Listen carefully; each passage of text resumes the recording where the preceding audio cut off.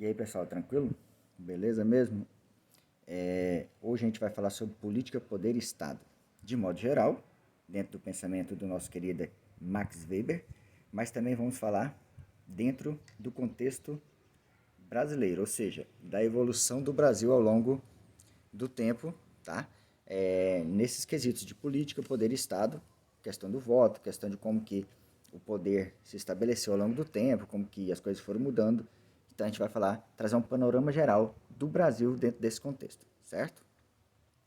A gente vai trabalhar então o Brasil do Estado Imperial ao Estado Republicano e vamos falar também da democracia no Brasil, assim como do neoliberalismo, tá bom? Então, vamos ao que nos interessa. Nesse contexto, a gente vai trabalhar os conceitos de política, poder e Estado, de dominação, dominação tradicional, dominação carismática, dominação racional legal e a famosa tríplice divisão do poder também. Tá? De modo geral, gente, quando a gente fala de política, a gente está falando de poder. Tá? Max Weber já deixava claro que são temas assim totalmente ligados. Né? Para Weber, a política é a luta por participar do poder ou influenciar a sua repartição. Nesse contexto, você pode entender que política é só relacionado com partidos políticos, né? Porque falou de participar do poder. Não, participar do poder, gente, pode acontecer de diversas formas, ou até mesmo apenas influenciar. Como assim influenciar sua repartição? Porque assim, se eu voto, eu estou influenciando em alguma coisa, né? Se eu me manifesto, eu estou influenciando em alguma coisa. Né? Então, a política é isso, é essa luta por participar ou por influenciar, né? De alguma forma. Então, se eu vou influenciar o poder, né, eu também tenho que entender o que é o poder. O poder é a possibilidade de impor sua própria vontade, mesmo que essa vontade seja totalmente contrária à dos outros. Mas se você consegue impor, significa que você tem o poder. E a política ela trabalha com essa ideia de colocar, né, o poder e as pessoas acabar obedecendo esse poder de alguma forma, né? Então, de modo geral, o conceito de política e poder estão totalmente ligados e é dessa forma, tá? Que a gente pode... Claro que tem vários conceitos, tem várias situações, né? Vários pensadores, mas no contexto da sociologia, essas definições são muito interessantes, tá? Porque a gente está falando aí de um grande sociólogo, né? Que é o Max Weber. O Estado.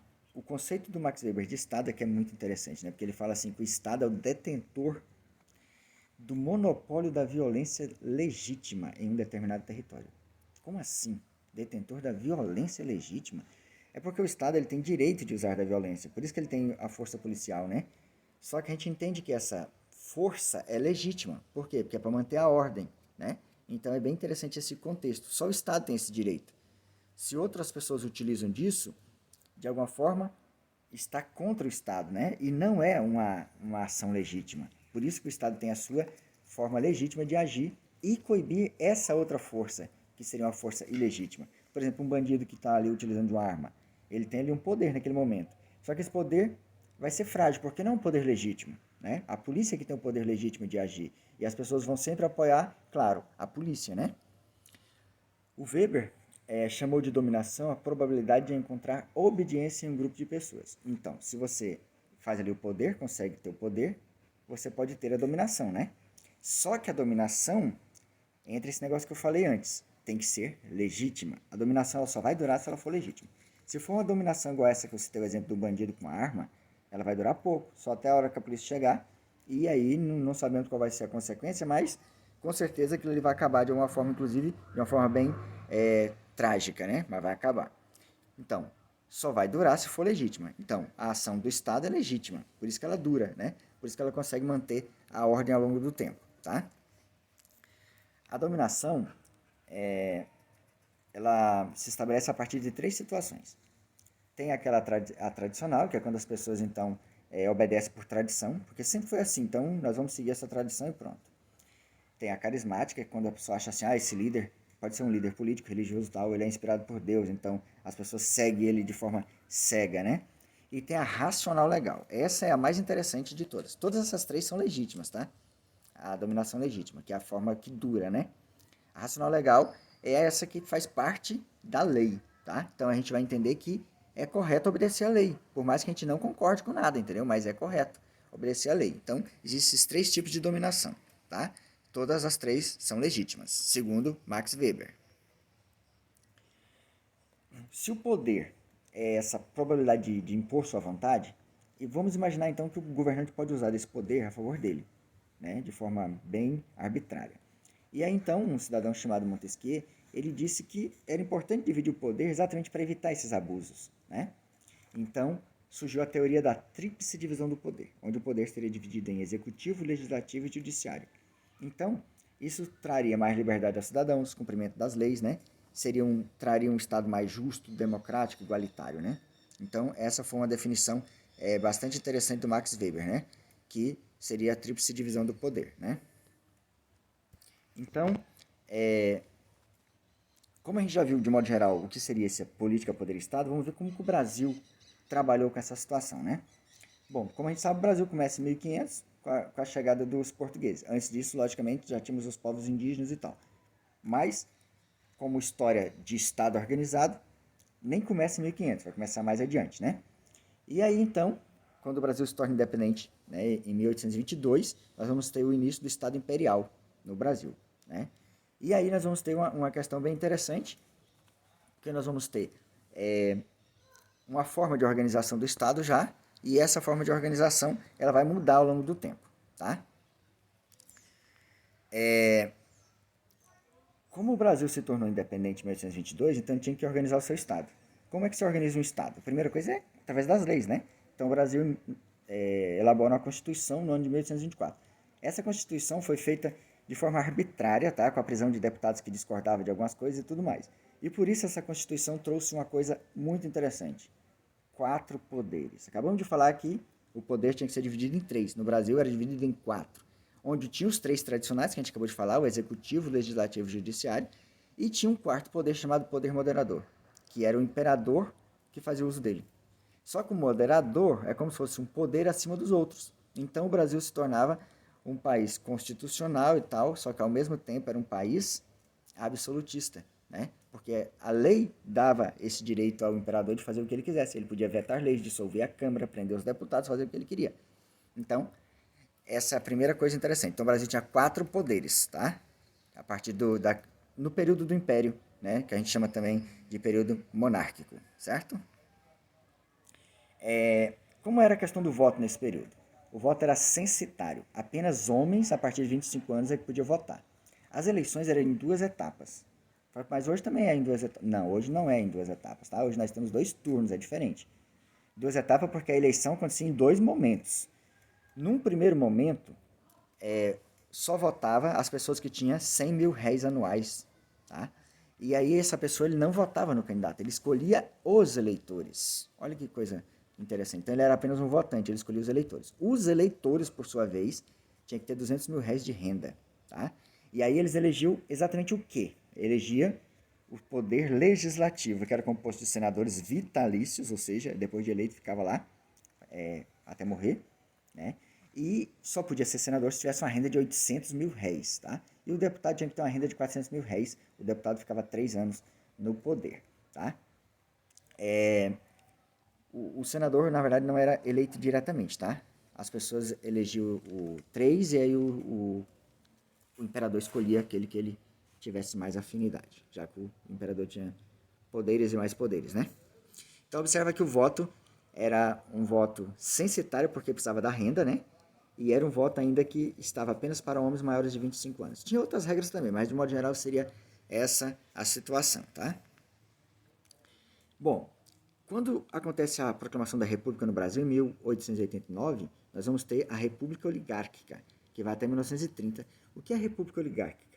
Oligarquia é um governo de poucos. Quem eram esses poucos? Na maioria das vezes eram os coronéis ou as pessoas que mexiam com café e tal, né? Então, era mais ou menos nesse sentido. De modo geral, a República Oligárquica, todo o poder estava na mão dos coronéis. Coronéis eram pessoas fazendeiros, pessoas que controlavam principalmente a zona rural, e ali tinha muitos funcionários e tal, e fazia dos seus funcionários como se fosse um curral eleitoral. Como se fosse assim, ele manda e aquelas pessoas vão ser obrigadas a obedecer, votar em quem ele quer, né? Então tinha várias formas de fazer as pessoas votarem em quem ele quisesse, que a gente chama isso de voto de cabresto, como se a pessoa fosse obrigada de fato, né? Tinha a questão do uso da força, violência mesmo, troca de favores, tipo, te dou alguma coisa e você vota em quem eu mandar, te dou um emprego, por exemplo, te dou um objeto qualquer, né? O abuso da autoridade, já que eles tinham poder, então eles podiam abusar disso, colocando medo nas pessoas, e a compra de votos, que também fazia parte dessa troca, né? Os coronéis, na parte da violência, eles colocavam jagunços nas mesas de votação e as pessoas eram obrigadas a votar. Falei assim, mas como? Ele ia saber quem votou? Sim, o voto era aberto, não era voto secreto, tá? Então, com o voto aberto, tudo ficava muito fácil. E o eleitor ia apanhar de fato, tá? Ele ia sofrer agressões físicas, perda de emprego, perseguição, tudo que era jeito. Como era aberto, o jagunço estava vendo ali então e obrigava a pessoa a votar. Então esse era o voto de cabresto que vigorou durante todo o período da República Oligárquica, que até hoje existe, só que hoje nós temos o direito de votar em quem a gente quer, porque a pessoa não vai saber em quem você votou, já que o voto é secreto, né?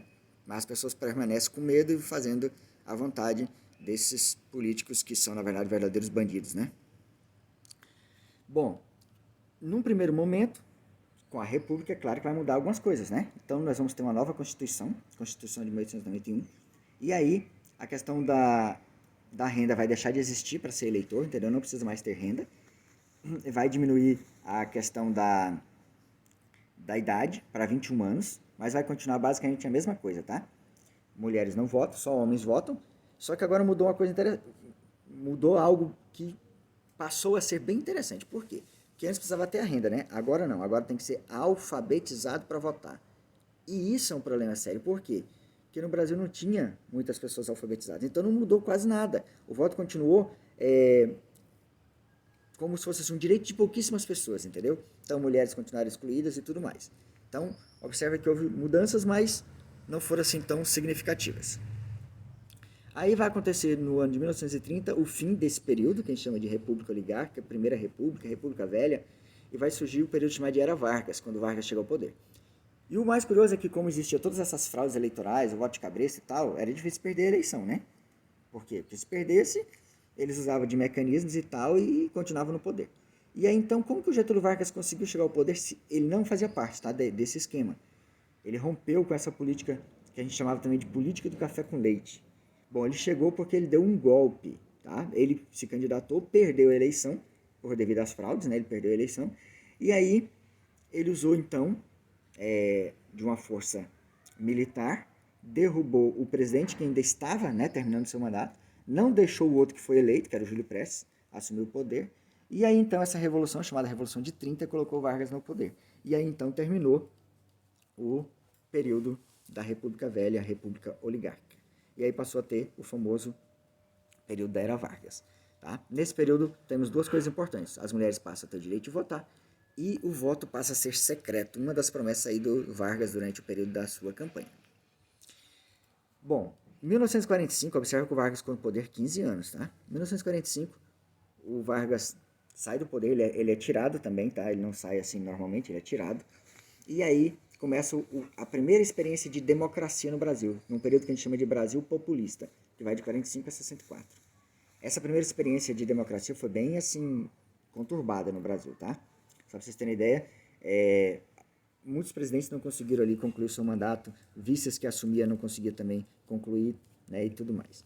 O Dutra foi o primeiro, ele assumiu em 1946 o poder, né, e esse período então vai terminar em 1964, quando acontece o golpe civil-militar, que derruba o então vice-presidente João Goulart. Tá? E aí começa a ditadura ou o regime militar no Brasil. Tá? Então a nossa primeira experiência democrática durou pouco, ainda foi bastante conturbada. Aí nós vamos ter então o regime militar no Brasil.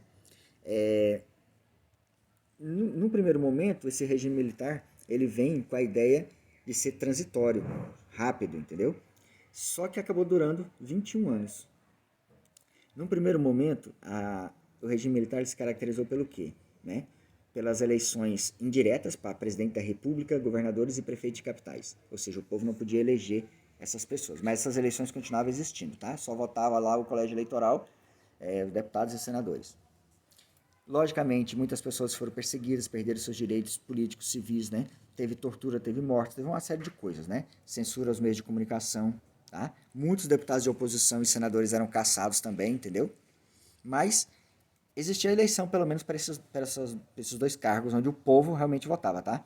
Para deputados e senadores.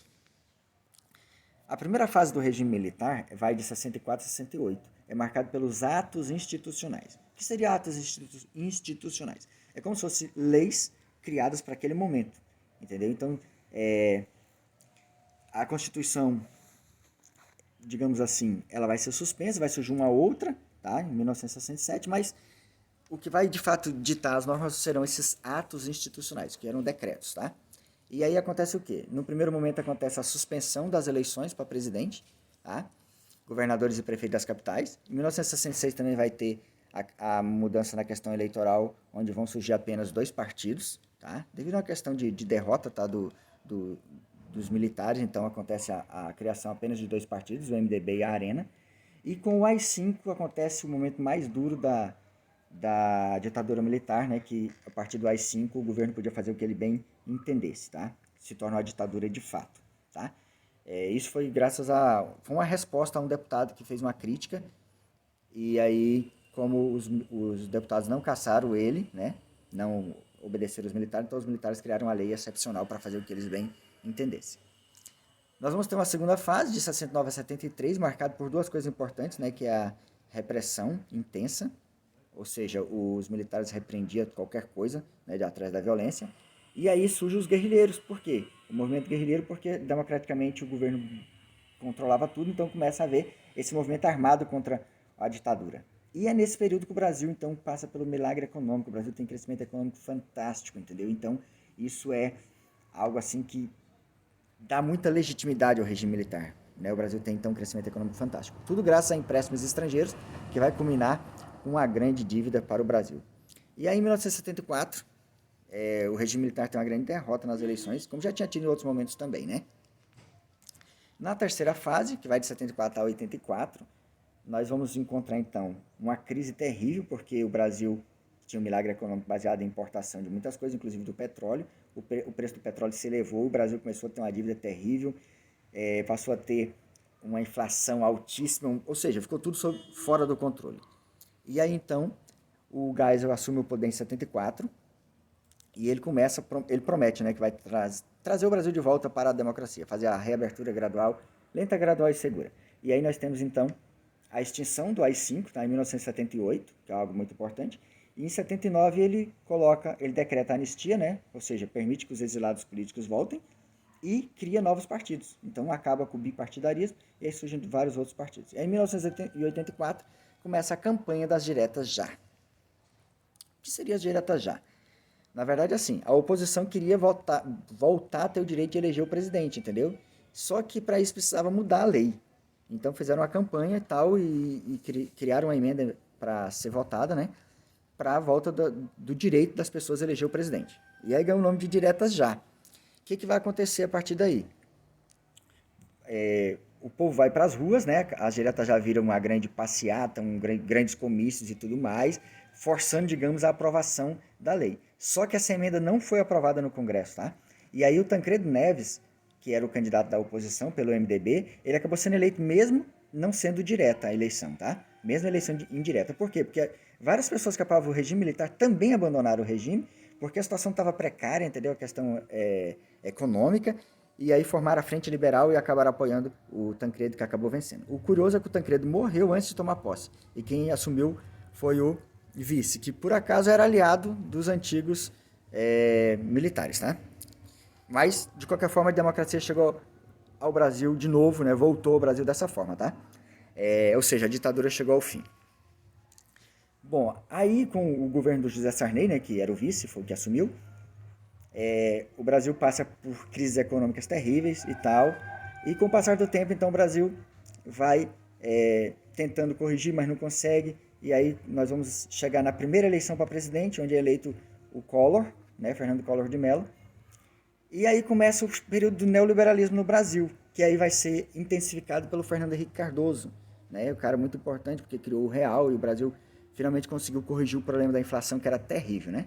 E aí com essa nova proposta, o neoliberalismo, ele traz o quê? A privatização das empresas estatais, né, telefonia principalmente, bancos, entendeu? Estatais também, tinha muitos bancos estaduais, e até mesmo empresas importantíssimas que tinham sido criadas lá na época do Getúlio Vargas, como a Companhia Siderúrgica Nacional, né? A própria Vale do Rio Doce também é privatizada e tal. Então, assim, o Brasil começa a privatizar muitas coisas para reduzir o custo do Estado, né? E aí reduz funcionários públicos também, 20%, né? Tanto federal quanto estadual. Começa a terceirizar os trabalhadores e os serviços. Ou seja, o Brasil entra na era do neoliberalismo, que é algo que existe até hoje. E aí de lá para cá o Brasil mudou bastante, mas nós temos ainda muito caminho a percorrer, mas pelo menos o Brasil então pensou-se em uma nova era, né? E o Brasil está aí caminhando, com muitos retrocessos ainda, mas vocês viram aí um panorama geral, algo que não se, para a gente explicar com detalhes demoraria muito mais, mas é isso, tá?